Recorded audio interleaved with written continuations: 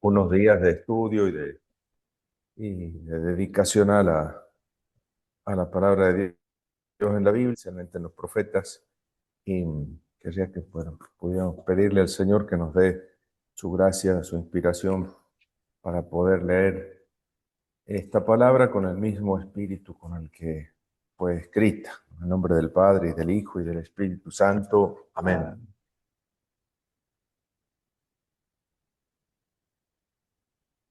Te rogamos, Señor, que sea tu gracia la que inspire y acompañe todas nuestras obras, para que toda oración y acción nuestra siempre comience en ti como en su fuente, y a ti solo se oriente como a su único fin. Por Jesucristo nuestro Señor. Amén. María, sede de la sabiduría, ruega por nosotros. En nombre del Padre, del Hijo y del Espíritu Santo. Amén. Bueno, bien.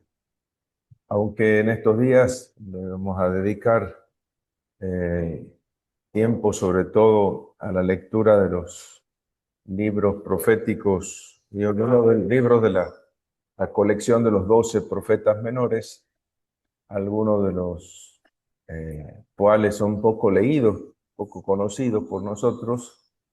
Eh, Quisiera que empezásemos con algunas reflexiones introductorias más generales que nos dieran algunas claves para este trabajo que pretendemos hacer en estos días, ¿no? Sobre todo lo que tiene que ver con la profecía en general, ¿no? O sea, ya que venimos haciendo este trabajo hace varios años, Isaías, Jeremías, Ezequiel, Amós y Oseas. Bueno, este quinto año queremos introducirnos por lo menos en los profetas de la crisis asiria, y si nos da el tiempo, quizás también en algún otro más. Pero vale la pena volver a la inspiración inicial de por qué releer estos textos proféticos. Habría muchas razones, ¿no es cierto? Pero me parece como especialmente oportuno en los tiempos que corren, ¿no? Tiempos de la iglesia y los tiempos del mundo, ¿no? Eh, Especialmente en relación con este año jubilar que el Papa Francisco quiso convocar bajo la clave de la esperanza, ¿no? Jubileo de la esperanza. Ver que por eso el texto, el título que le hemos puesto al taller que vamos a hacer este año tiene que ver con la esperanza, ¿no? Queda esperanza, queda todavía esperanza, es posible la esperanza después de toda la crisis y después de la palabra profética que parece ser incluso tan dura por momentos. Bueno, entonces, ¿qué puede decirnos a nosotros la palabra profética? ¿Qué palabra tiene para iluminar nuestra vida y qué tiene que ver incluso con nuestra vida de creyentes y de ciudadanos, ¿no? A la vez, ¿no?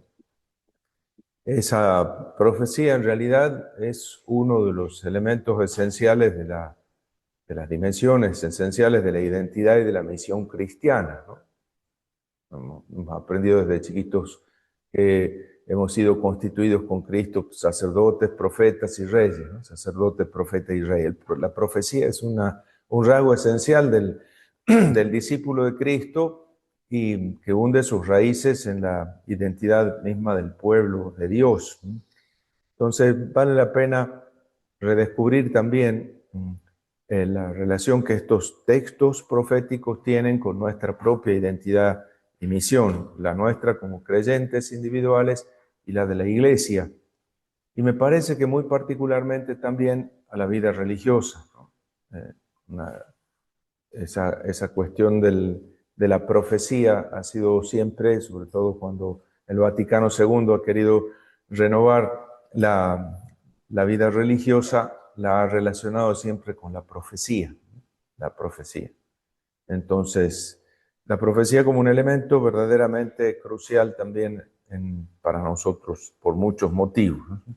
En un momento Quizás para los cristianos, según las épocas, el tema de los profetas se ha relacionado con distintas interpretaciones, ¿no es cierto? El profeta como una especie de adivino, de anunciador del futuro, y especialmente en el caso de los cristianos, o de anunciador del Mesías, de Jesucristo, ¿no? Entonces se ha llevado el apunte a los textos proféticos solo y en la medida en que decían algo sobre Jesús, ¿no es cierto? En la medida en que podían anticipar algo de Jesús, ¿no? Otra época en la iglesia en la que se ha buscado como un mayor compromiso con el mundo, la realidad, la sociedad, también se ha visto de los profetas sobre todo el aspecto de la crítica social, ¿no es cierto? Hemos vivido, muchos de nosotros que tenemos unos cuantos años, también un esfuerzo grande por descubrir esa dimensión de los profetas como críticos de la sociedad, como denunciadores de las injusticias y exigentes en cuanto a la justicia social, ¿no? Entonces, fíjense como dos maneras de ver que tienen, por supuesto, su base en la realidad de la profecía, pero que pueden ser empobrecedoras, ¿no? Porque el profeta es bastante más que eso, ¿no? Y los profetas sabían ver las cosas como las ve Dios, ¿no? En años anteriores incluso hemos visto cómo la figura canónica del profeta, tal como aparecía en los textos de la Biblia, por eso le llamo canónica, es la imagen que los textos bíblicos nos dan de los profetas, no la que podemos recabar quizás de un estudio de historia de las religiones, sino la que sale de los textos mismos, es la imagen de alguien que tiene como una proximidad, una intimidad muy profunda con Dios, eh, y que precisamente por eso puede ver las cosas como las ve Dios y puede sentir las cosas como las siente Dios, y por eso su palabra es palabra de Dios, ¿no? Su palabra es la portadora de un mensaje de Dios para los demás. Varias imágenes aparecían en los textos bíblicos indicando esa forma de entender la profecía. Una de ellas era esta cuestión del profeta como alguien que tiene acceso digamos, a los lugares más importantes, más secretos, más íntimos del, del, de la corte celestial, ¿no? Quien participan en la sala del consejo, donde se toman las grandes decisiones con las que Dios gobierna el mundo entero, ¿no? Entonces esa capacidad de ver las cosas como las ve Dios, o de sentir las cosas como Dios, tal como el profeta Oseas nos lo hacía ver en la medida en que le hace pasar al profeta por las mismas vicisitudes por las que él pasa en relación con su pueblo para que sea capaz de entender el corazón de Dios, ¿no? Pero fíjense cómo los profetas, precisamente por esa capacidad, por esa intimidad con Dios, tienen también una sensibilidad, una percepción muy sensible, muy aguda de la realidad, ¿no? Ven más allá de lo que ven los ojos simplemente, y por eso son recibir hasta los más mínimos cambios en la sociedad, ¿no? y, y también son capaces de producir esos cambios en la sociedad donde se mueven, ¿no? Fíjense que lo hacen a través de la fuerza de la palabra, ¿no? El lenguaje es el arma de los profetas, ¿no? Su palabra, ¿no? Entonces no tienen otro instrumento más que el de la palabra, ¿no? Una palabra que en realidad es una fuerza creadora en muchos sentidos, ¿no? El lenguaje configura también la manera de ver las cosas, ¿no? Entonces, hay un lenguaje capaz de hablar en formas que evocan una realidad y que incluso la hacen surgir, ¿no? Eh, Toda la realidad social se basa de algún modo en la palabra, ¿no? Brota de algún modo de la palabra, ¿no? aunque pueda parecer como constructivista, digamos eso, ¿no es cierto? Que uno construye la realidad a través de la palabra. Bueno, al fin y al cabo, el precedente, el primero de los exponentes de ese constructivismo, si quieren llamarlo así, es la Biblia, cuando desde la primera página del Génesis se dice que Dios crea cosas con la palabra, ¿no? Y las crea, las funda, le da realidad. Con una analogía nada despreciable, uno puede también pensar en la fuerza creadora que tiene la palabra, ¿no? Para configurar las relaciones, generar imágenes, un imaginario que al final estructura la vida de las personas y la sociedad, ¿no? Esa, la palabra, ¿no? Y por eso todos los totalitarismos han intentado siempre controlar el lenguaje y manipularlo, ¿no es cierto? Manipular el lenguaje, ¿no? Eh, censurar determinadas palabras y promover determinadas palabras, ¿no?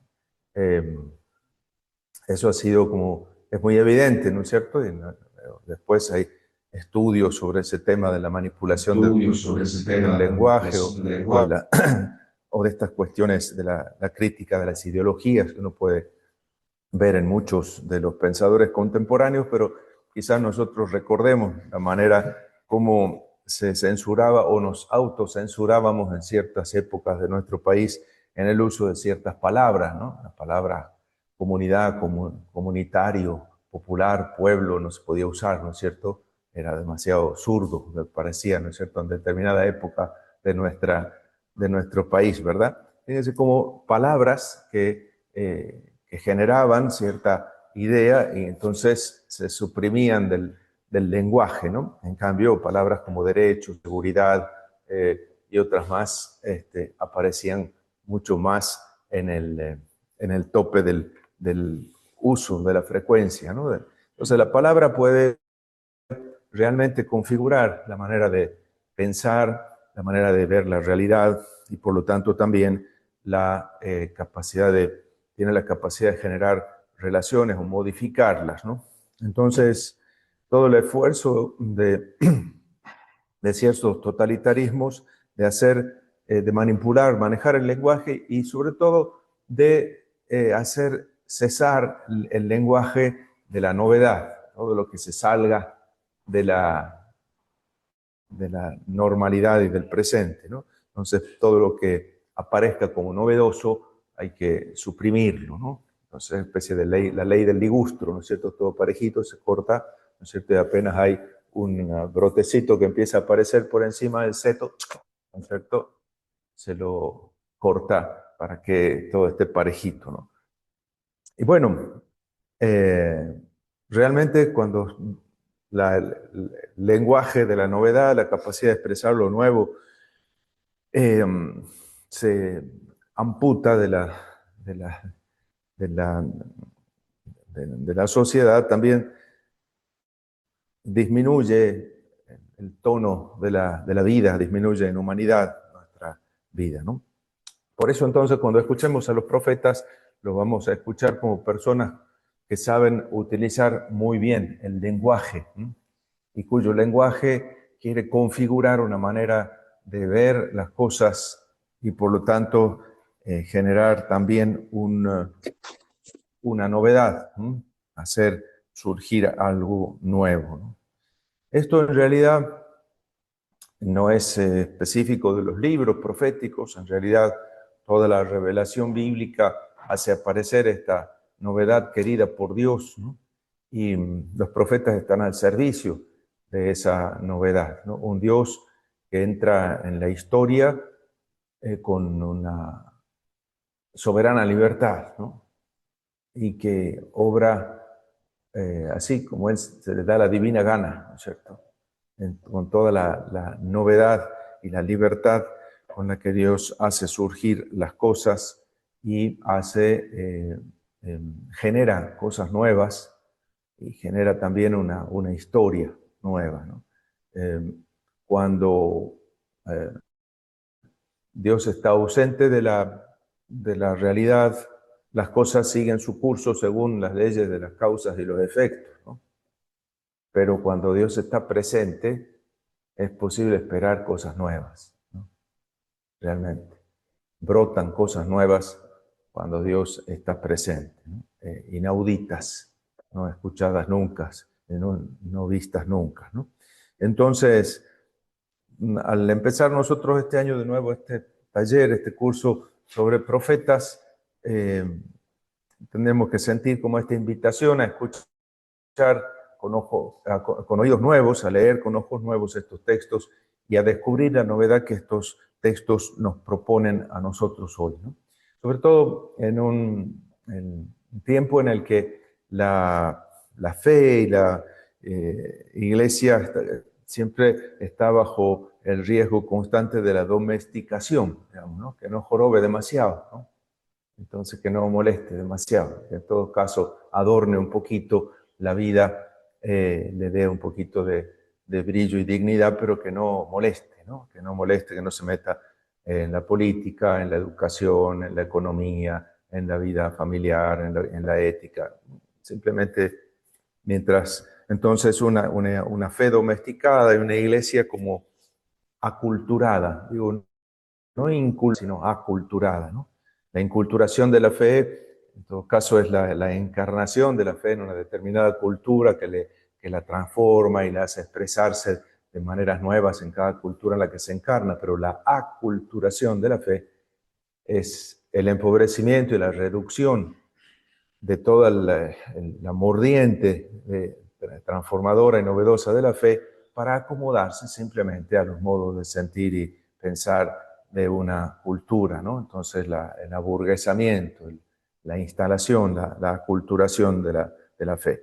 Y quizás nuestra fe y nuestra iglesia está como muy aculturada en ese sentido, en una mentalidad como muy consumir bien, ¿no? Que también deja escaso margen a la capacidad de creer y de crear, ¿no?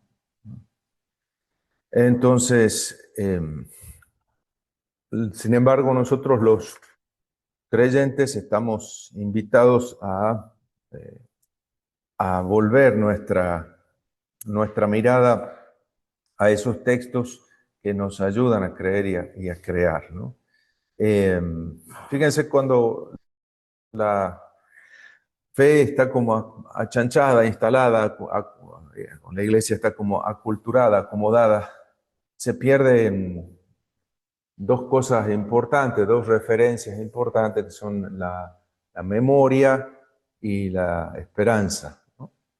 Entonces, demasiado instalados en un presente, entonces la memoria, el pasado, casi como que se menosprecia, ¿no? Como algo que ya no está. Hoy con la aceleración de todas las cosas, de la información, de los, de las redes sociales y demás, y de los mensajitos que van llegando, o de los reels, o de las distintas, de los distintos posts que van pasando, ¿no es cierto? Nos van obligando a ir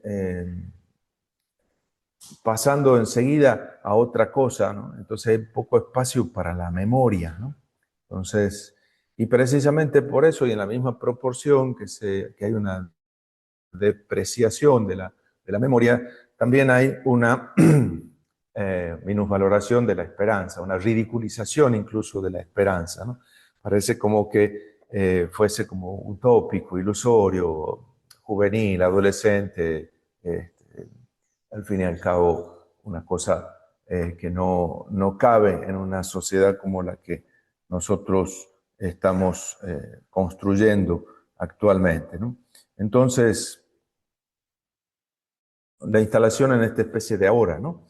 Los profetas van a venir justamente a despabilarnos en este sentido, ¿no? Y para infundirnos esperanza nos hacen recuperar la memoria, curiosamente, ¿no?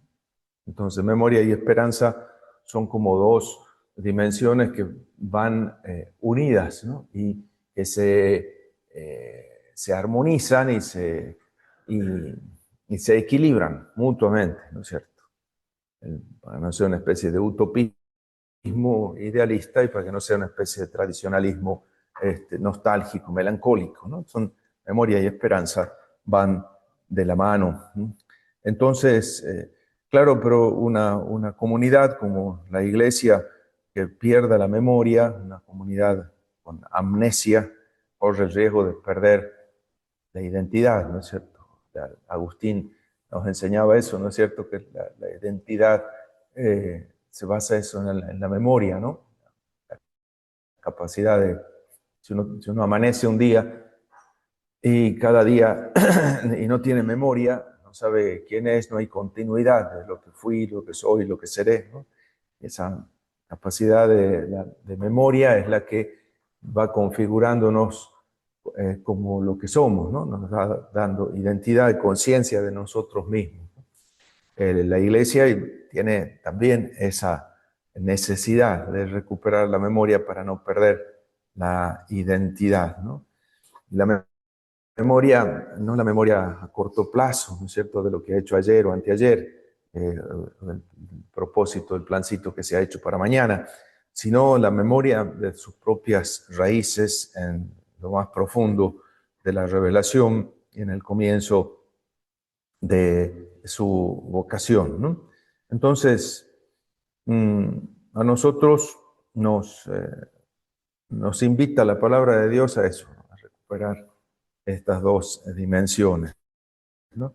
Acuérdense que el Concilio Vaticano II nos ha invitado a todos los creyentes a ser capaces de recuperar esa misión profética, ¿no?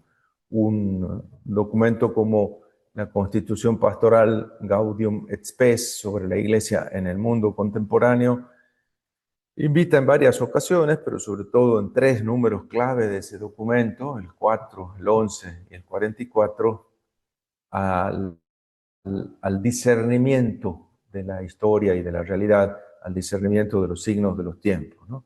Es propio de todos los cristianos, de todos los creyentes, pero sobre todo de los pastores, la tarea de auscultar, discernir e interpretar a la luz del Evangelio los signos de los tiempos, las voces de nuestro tiempo, en las que se expresa Dios, ¿no? En los signos de los tiempos, discernir los signos de Dios.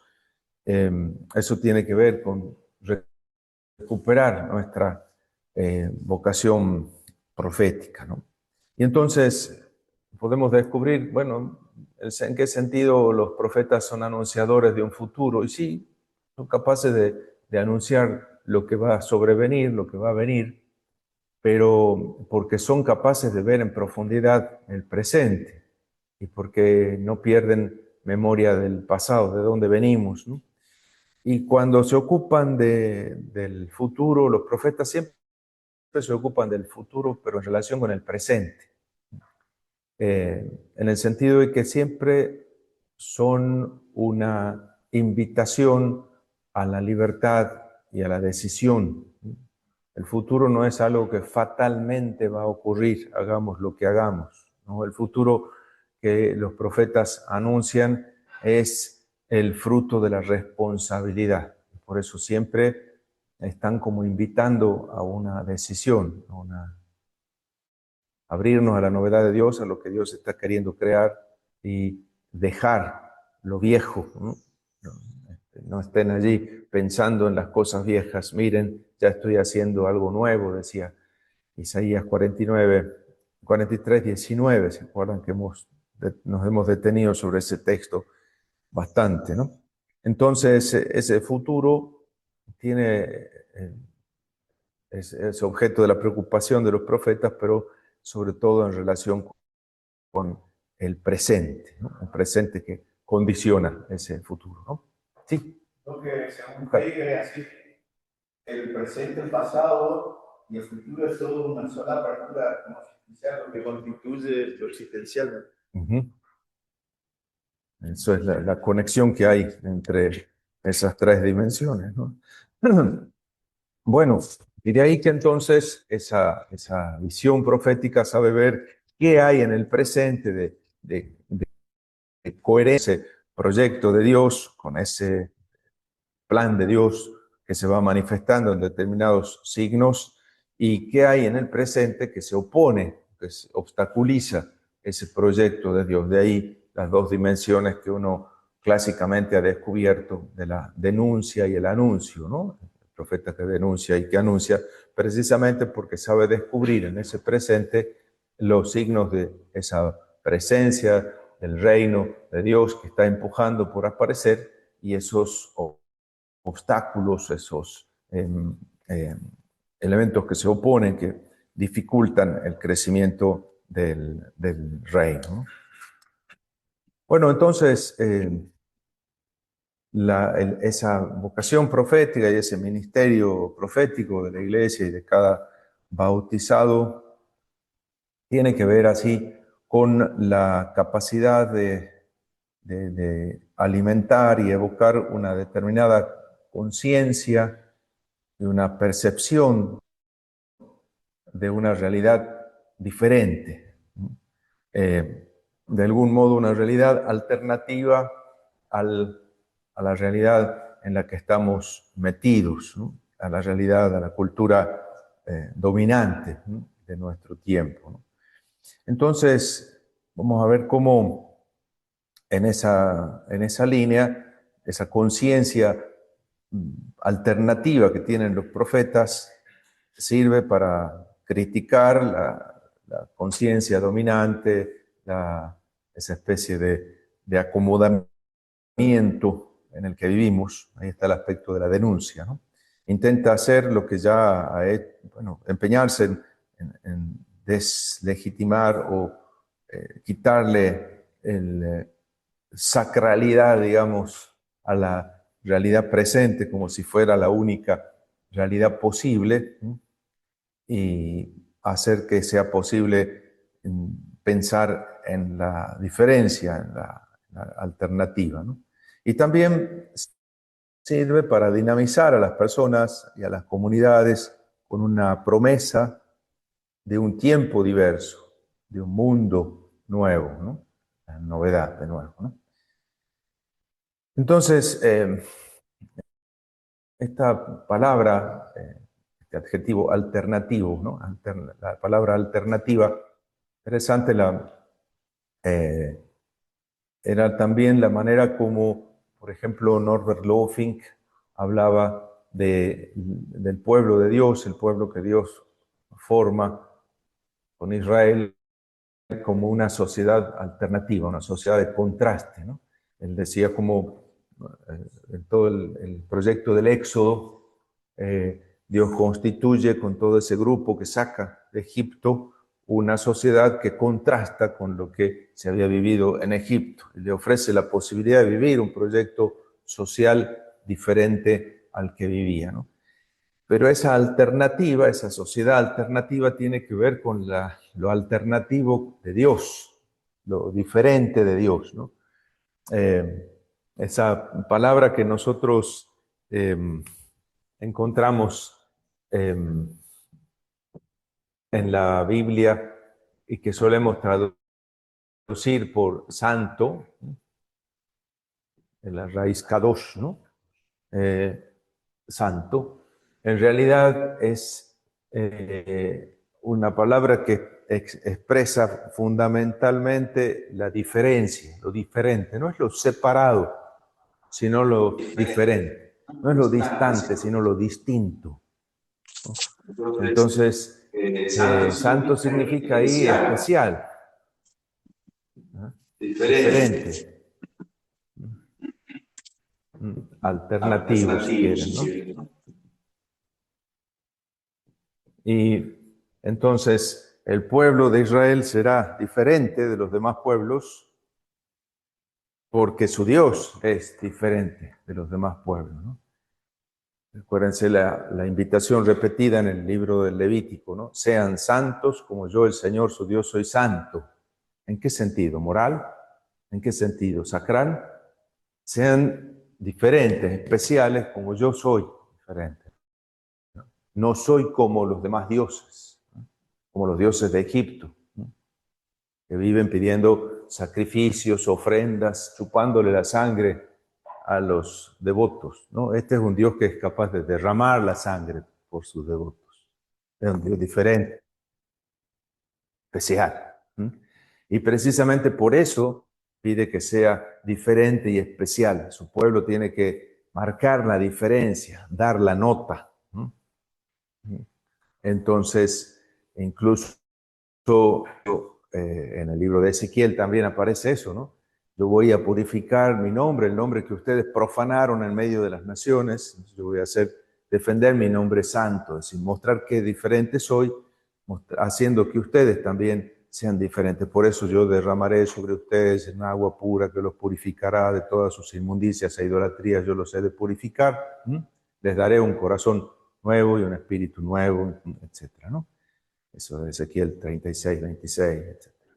Fíjense cómo siempre la relación, la preocupación de Dios por la santidad de su nombre, y nosotros se lo pedimos cada día en el Padre Nuestro, santifica tu nombre, muestra lo especial, mostrar lo especial que sos, lo diferente que sos, lo alternativo que sos respecto de los demás dioses, ¿no? Y eso Dios lo muestra en lo que hace en su pueblo y con su pueblo, ¿no? Entonces, ese pueblo santo, diferente, alternativo, ¿no? Y la gran tentación de Israel, lo vemos en toda la tradición deuteronomista en ese caso, es diluirse, perder su especificidad, ¿no? Capítulo 8 del primer libro de Samuel, ¿no? Van el pueblo a Samuel y le piden, nosotros queremos tener un rey como las demás naciones. Dice, pues si ustedes no son como las demás naciones, ¿no? Entonces, pierden como las demás naciones, ¿no? Ustedes son santos, son diferentes, especiales, ¿no? En Isaías es preferido el título de Kadosh Israel, ¿no? El santo de Israel, el especial, el diferente de Israel. Así traducía Croato el comentario a Isaías, ¿no? El especial, es un Dios especial, ¿no? Diferente de los demás. Y por eso es diferente y especial su pueblo, ¿no? Su pueblo, ¿no? Entonces, ahí nos vamos a concentrar nosotros al mirar a los profetas y vamos a ver la relación que esa palabra profética tiene con esta alternativa, ¿no?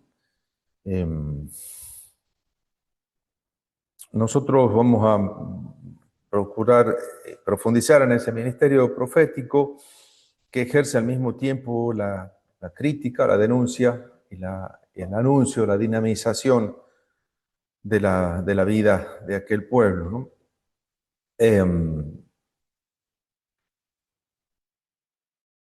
Podemos optar por una o por la otra, ¿no? La denuncia sola o el anuncio solo, sino que también van de la mano, ¿no?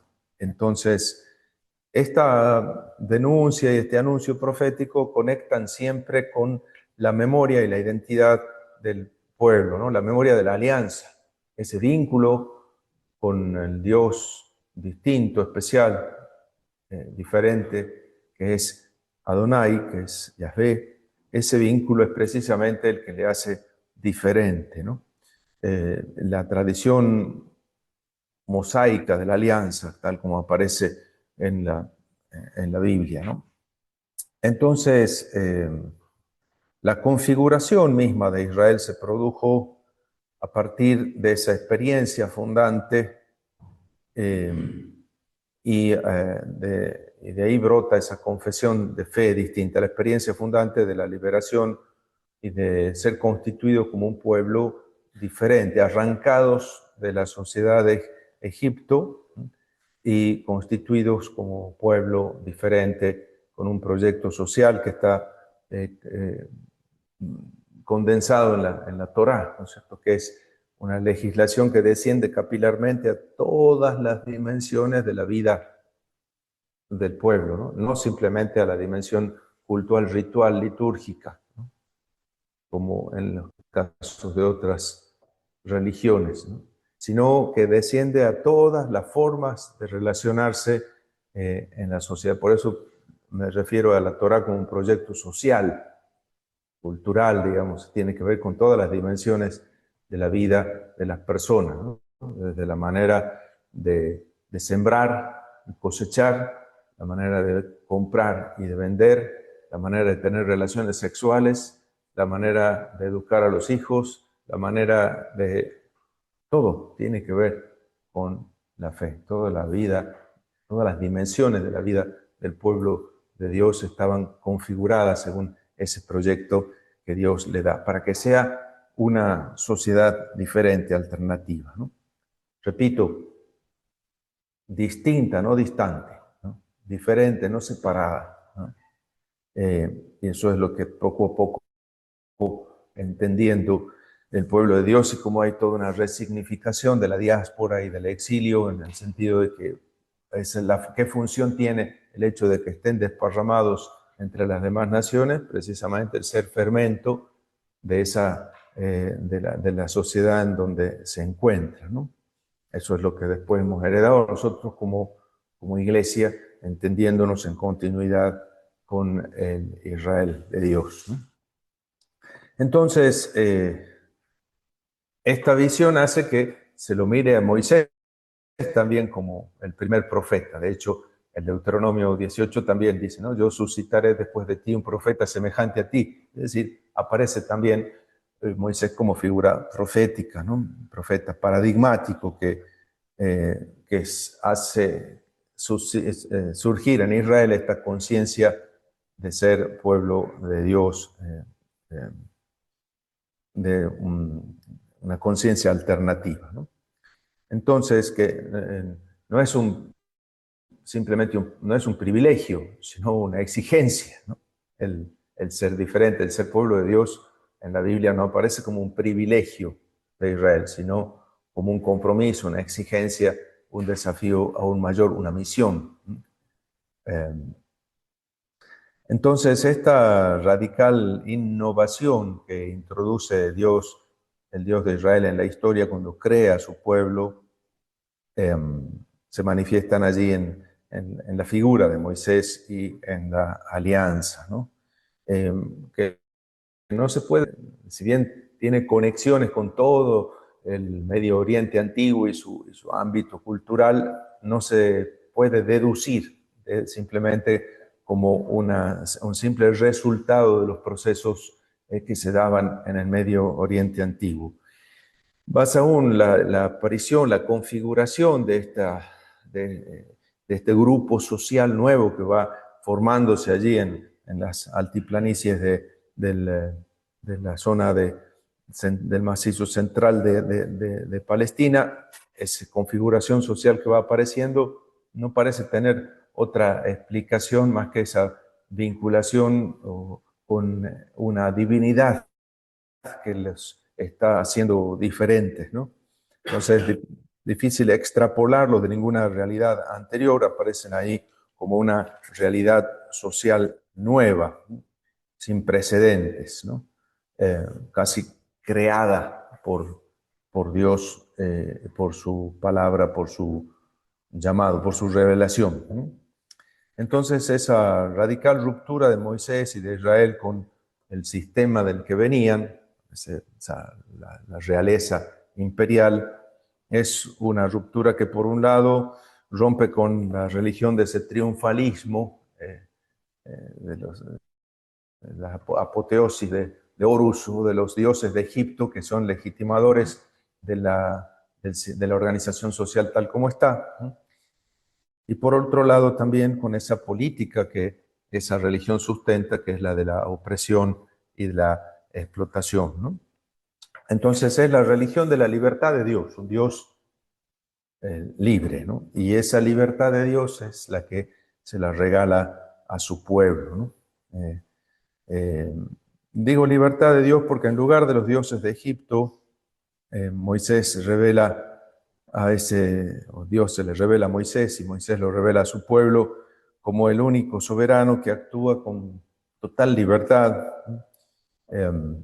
y que no está cautivo de ninguna forma social o religiosa vigente hasta el momento. Actúa por propia iniciativa personal. Él es el que toma la iniciativa y se dirige a su pueblo a través de Moisés. Al mismo tiempo, Moisés también va a desmantelar esa política de, de opresión que vivían en Egipto, ¿no? A base de proponerle una visión de la compasión y de la justicia, ¿no? Fíjense el texto central de Éxodo 3, en la revelación de Moisés. Moisés ve ese signo extraño, que es una planta espinuda en medio del desierto que arde, pero no se consume, ¿no? Una zarza ardiente. Se acerca y escucha la voz de Dios que le dice, escuchad, he visto la opresión de mi pueblo, he escuchado sus gritos de dolor, ¿no? Y por eso te envío, ¿no? Esa compasión de Dios, ¿no? Los rabinos incluso en la explicación de ese texto dicen, ¿por qué se apareció Dios en una zarza a Moisés, ¿no? ¿Por qué no se apareció en un olmo, en un ciprés, en un álamo, ¿no? Entonces, porque la zarza tiene espinas, dice, ¿no? Y para mostrar que Dios estaba sufriendo así como su pueblo sufría, ¿no? Desde las espinas de la zarza, ¿no? Entonces, esa compasión de Dios, un Dios capaz de compadecerse y un Dios que es un Dios justo, que exige justicia, ¿no? La realidad que brota del Éxodo no es tan solo una religión nueva o una nueva idea religiosa o una visión de libertad, sino el nacimiento de una nueva comunidad social en la historia, una comunidad que posee una encarnación histórica, social, política, si quieren, porque es un pueblo con todas sus dimensiones, y que leyes, pautas de gobierno, un orden, normas acerca del bien y del mal, criterios para sancionar la responsabilidad. Los que participan en ese éxodo, para su propia sorpresa, se ven envueltos en la formación de una nueva realidad social, una nueva comunidad que corresponda a esa libertad de Dios. Tal como es su Dios, tal su comunidad, su pueblo, ¿no? Esa nueva realidad social que marca una discontinuidad con lo que vivieron en Egipto y que se invita a hacer realidad en una tierra nueva, ¿no? Entonces, vemos la conexión que hay entre esa imagen de Dios y esa imagen de su pueblo, ¿no? Entonces, también esa es la visión que vamos a percibir nosotros en los profetas que queremos leer, ¿no? Entonces, quizás aquí podamos nosotros pararnos y preguntarnos, bueno, qué nos sugieren estos textos, estas ideas que acabamos de compartir respecto de lo que quizás ya hemos visto en los otros libros proféticos o en lo que a ustedes les viene a la memoria a partir de estas ideas que he compartido.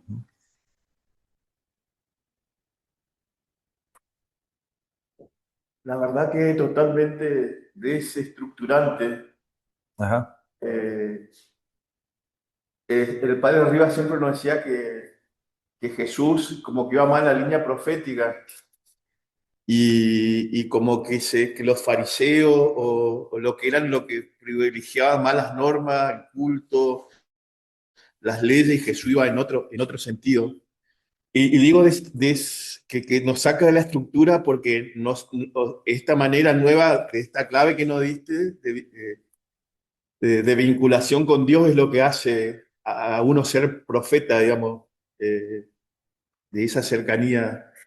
Entonces no se limita a un determinado tiempo del surgir de los profetas como tal, sino que viene desde el inicio de la relación de Dios con su pueblo. Sí, claro que en los evangelios, sobre todo en los sinópticos, pero también en Juan, la parece como el testimonio de una memoria, de una percepción de Jesús como profeta por parte de la gente, ¿no? ¿Quién dice la gente que es el Hijo del Hombre? No uno que es Jeremías o Elías o alguno de los profetas, ¿no? Como los profetas. Así que la conducta, el talante, la palabra de Jesús se parecían mucho a la de los profetas que ellos conocían, ¿no? Yo me pregunto si los cristianos somos coherentes con ese talante, con esa conducta, con esa imagen, o no, ¿no? Oye, ¿qué más cosas? Bien. No, simplemente me hace surgir la pregunta, ¿por dónde pasa hoy lo nuevo que debe surgir y tal vez no estamos pudiendo ver? Bueno, plantearse esa pregunta me parece que es la clave, Gabriel. Sí, con estos días de relectura de los textos podemos por lo menos percibir la pregunta, escuchar la pregunta y tener la valentía de planteárnosla. Yo creo que ya, ya hemos ganado bastante, ¿no? ¿Y dónde está esa novedad, esa que el Señor quiere hacer surgir, ¿no es cierto? O tendremos que resignarnos a ir muriendo de muerte natural, ¿no es cierto? Pregunta interesante.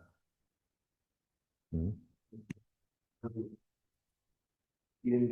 Vendrá de la memoria que podemos llegar a ir haciendo, Ah, y que esa memoria sea real, al igual que el aspecto de la vinculación de la memoria con la identidad propia que vamos teniendo.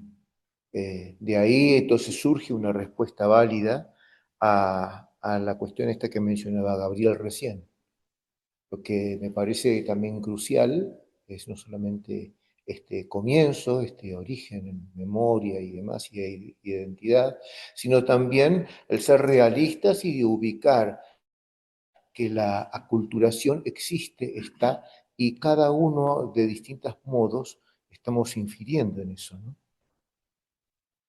Tenemos cosas a favor y en contra también de la aculturación y ver en qué grado de participación realmente tenemos. Pero no para censurar inmediatamente las cuestiones, sino para ubicarnos cada vez mejor en esa memoria identidad. ¿Me parece eso? claro, es una cuestión de discernimiento, ¿no es cierto? Sí, sí, Permanente. como siempre. Más cosas.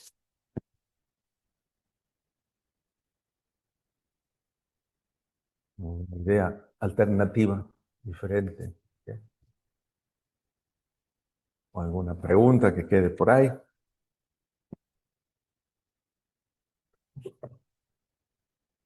Bueno, muy bien. Paul, una pregunta.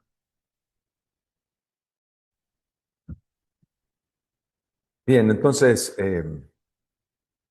al acercarnos a estos textos, vamos a intentar descubrir ahí qué hay de esta conciencia